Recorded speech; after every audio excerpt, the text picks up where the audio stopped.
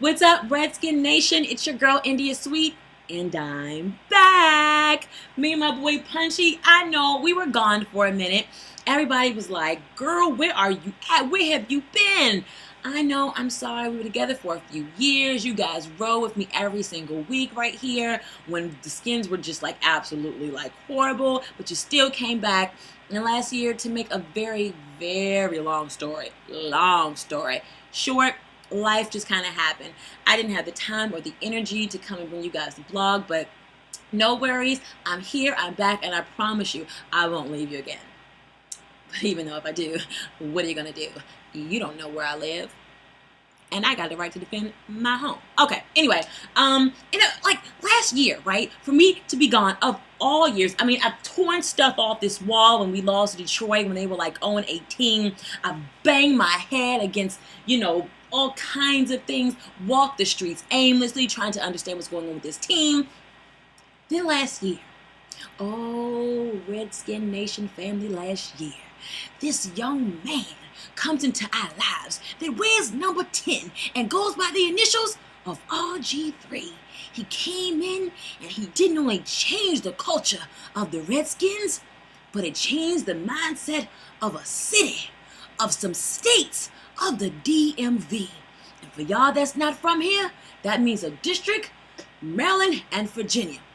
I don't know how those pastors do it. God, that hurts. Anyway, RG3 came in and changed the way not just we look at football, but like fans across the country, even casual fans. I mean, he had everybody like glistening and just everything. And it's so cool. Unfortunately, the last vision that we had of him last year was going down when that knee collapse against Seattle. So all summer, all we heard all summer was the knee. And I'm like, if I have to hear about the knee one more time, look, I spent all that time doing my hair, now I'm about to mess it up. If I have to hear about the knee one more time, I'm going to hurt somebody. But finally, all preseason, he wanted to play. He didn't play. So Monday night, we finally got a chance to see the knee. But Thursday night, let's go back real quick. The big season opener, the world champ Baltimore Ravens against the Denver Broncos and Peyton Manning. And they make this whole kickoff thing on Thursday night now, which I think is just the stupidest thing. But anyway, because football is Sunday. But anyway, so they had this big 32 NFL legends are counting down the seconds to the start of the season. They even had Ryan Seacrest out there on like this big old red carpet making this big thing. First of all, it was so funny because it's like you're in New York and you're waiting for the ball to drop. And it's like 10, 9, 8, 7, 6, 5, 4, 3, 2, 1. But wait a minute, we got to wait 45 minutes because we've got a rain delay because it's raining about 10 miles out of town. That to me was the funniest thing because they had this big build-up and it was like, let's replay the pregame show. Anyway, okay, so for the 32 legends, I'm thinking, oh my gosh, who are they going to have for the Redskins? I'm all excited, sitting patiently, waiting diligently. I'm like, who are they coming? Like Joe Theismann, Mark Ribbon, maybe even Doug Williams. Like, how cool would that be? Then we get to it, number 16. It's LeVar Arrington. Huh? Now, don't get me wrong, nation out there. I love LeVar. I think he was wonderful when he was here. But at the end of the day, last time I think of LeVar playing, I think of Trader, I think of Giants.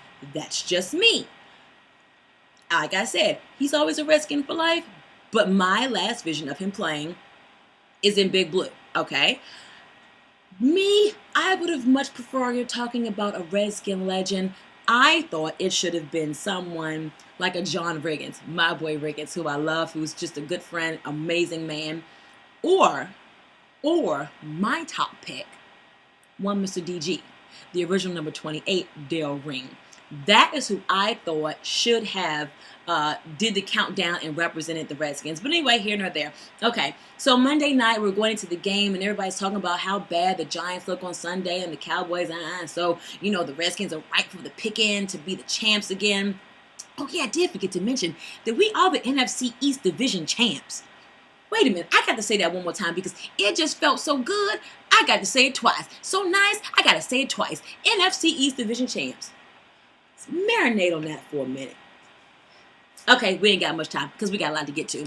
And I'm like, people, calm down. Robert Griffin has not taken a snap since January. You got to understand, there is a difference between practice conditioning and game conditioning, practice timing and game timing. Robert said, oh, no, I'm fine, honey. I don't care how polished of a pro you are. It's life. It's just the way things happen. And when it came out there Monday night, it started to show. Our defense, and oh my gosh, they looked so confused with that Chip Kelly offense. And, all right, probably the last time I say it. I hope not, but probably will. D'Angelo Hall, this is very hard for me to say, had a good play. Had that great heads-up play to go pick up the ball when Mike Vick had the pretty much sideward backwards pass and to go in and get the first score of the game.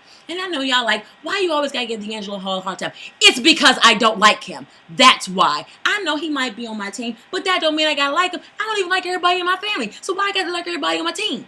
I don't. It is what it is. And in fact, that brings me to something. Our secondary has got to get better. I just don't understand a few things. How does Brendan Merriweather still have a job? Does anybody remember the last time he played a game?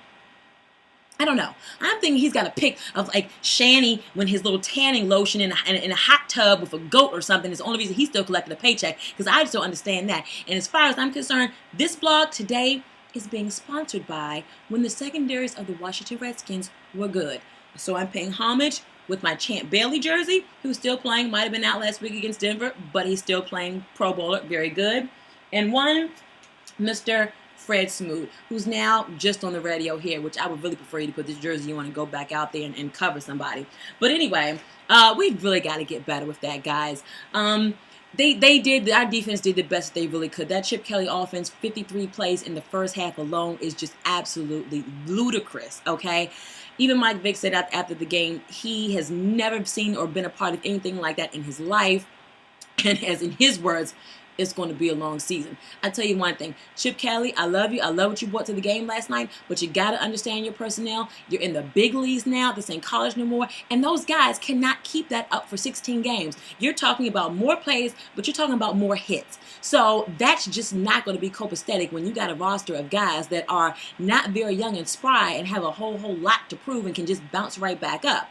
So I'm not even really too much worried about the Eagles because I don't think that offense can sustain through a season. But as far as us, Robert comes out there. First Alfred Morris has the fumble, then Robert has the pick, and I mean, timing is just off. He's throwing, behind guys, undercutting. He's not following through in his throws. He looks like he just cannot move out of his two-zone step in the pocket, and it just wasn't him. Second half, he did come out with the pick, but he finally settled in. It only took us, what's that?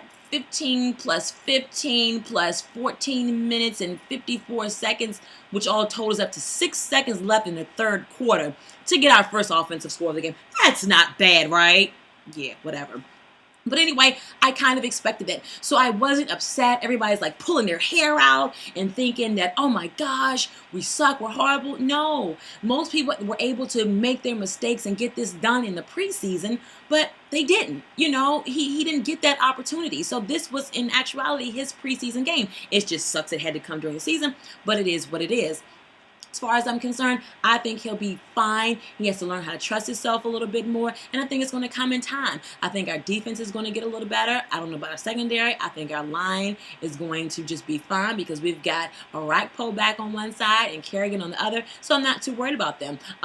Next week, we got Roger, discount double check, and the Green Bay Packers. They started off with a loss in San Francisco, kind of heartbreaking for them. I don't really know if I see them going 0-2. I'm a fan of my team, but I'm also a realist because we also have Goldilocks number 52 coming up the middle at Robert Griffin and Clay Matthews. I tell you, that brother he's the truth. Do you understand what I'm saying? He's the truth. If I was Aaron Rodgers, I'd put it in the air every time, have about 537 yards. That's all I'm just saying. I'm not trying to give them a game plan to hurt us. It just is what it is.